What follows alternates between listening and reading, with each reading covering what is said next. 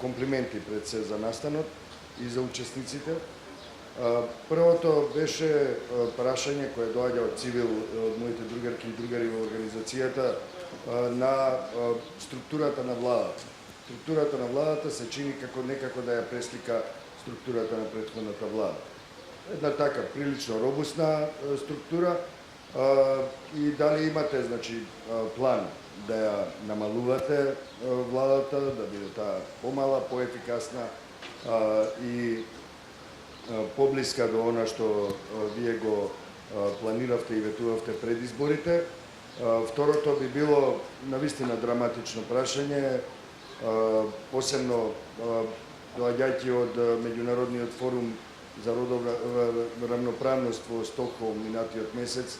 Морам да ви пренесам едни поинакви ветришта кои идуваат во светот и во развиениот дел од Европа, а тоа е родовата рамноправност, родовата застапеност во владата е навистина сиромашна, најболе кажано, а секако родовата застапеност е еден сериозен проблем и во другите нивоа на власта, да не зборуваме за само 6 градоначалнички од 81, е само 1/3 пратенички и така натаму и така натаму, само 4 министерски места во владата од 22 места.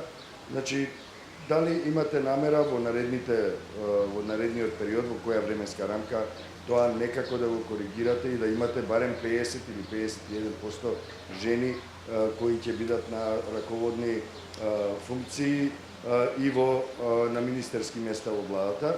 И третото прашање кое се однесуваше на премиерот, меѓутоа секако знаејќи за вашите определби од претходно, што се однесува до изборниот систем, дали се уште стоите на идејата да биде Македонија една изборна единица во изборниот систем? Знам дека се долги прашања, можете малку со да и со не, секако остануваме во контакт. Благодарам. Првите две прашања се дел од склопот на околности во кои што за жал мораме да кажеме дека не можеме све веднаш и преку ноќ.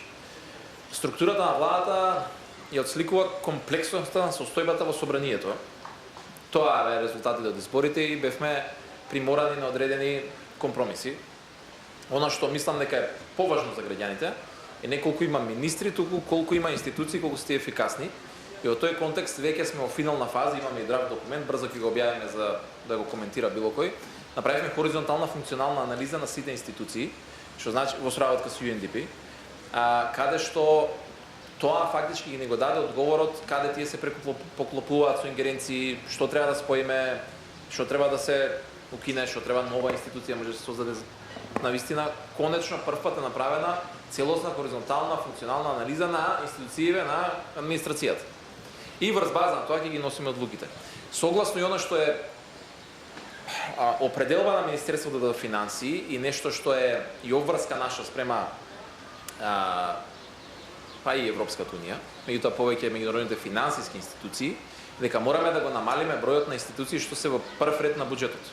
Сега ги имаме 120 нешто, треба се за Македонија и проекциите се такви, треба да се меѓу 30 и 40.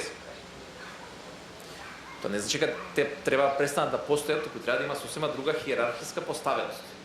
Ние до сега секој си правил институција како сака, кога сака, нема правила, нема нешто, без никаква хоризонтална координација. Во делот на родовата за рамноправност, прво како социјалдемократи, она што е до сега постигнато е наш предлог, наша заложба. Нашиот добро, ние сме ги давале предлозите, сум бил сведок лично при преговорите за тие закони, кој се бил против и кој беше против и во преговорите во клубот на пратеници во Пржине, кога ние предлагавме паритет. И се уште е паритетот предлог е во програмата на СДСМ со која што излеговме на изборите. Наш предлог е 50-50. Овој модел на 40%, прво, што демек знам математика, едва можам да го израчунам колку е, ама Значи просто е 50-50, еднаш, готово. Меѓутоа немаме во моментов разбирање, поддршка, јам искренка и другите политички фактори со кои што заедно мора да донесеме ова. Не зборам само опозиција. Изборен модел, закон мора да се прави со консензус на сите политички партии, тука апсолутно не мораме да се нагласуваме. Исто и со една изборна единица. Токму сега во овој период ОПС и ОДИХР има постојано присутни тука експерти со кои што разговараат со граѓанскиот сектор, со нас како политички партии, со институциите, кај што токму овие прашања ги отвараме и следната сесија што е за една недела, мислам, токму ги биде оваа тема на дневен ред каде што е околу изборниот модел и една изборна единица. Наша определба од програмата е една изборна единица, да сакаме да ги слушнеме аргументите на домашната и странската експертска јавност за и против ова, па заедно да донесеме таа одлука.